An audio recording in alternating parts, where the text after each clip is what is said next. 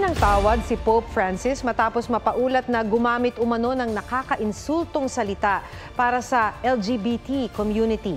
Sa isang closed-door meeting sa mga Italian bishop, sinabi umano ng Santo Papa na puno na ng frociagini ang mga seminaryo kaya't hindi na dapat payagang maging pari ang mga miyembro ng LGBT community. Batayan sa ulat ng dalawang Italian newspaper. Ang frociagini ay salitang Italian nang ibig sabihin sa Ingles ay fagotness.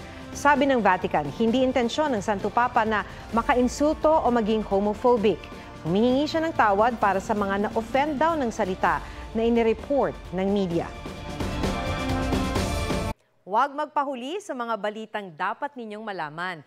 Mag-subscribe sa GMA Integrated News sa YouTube.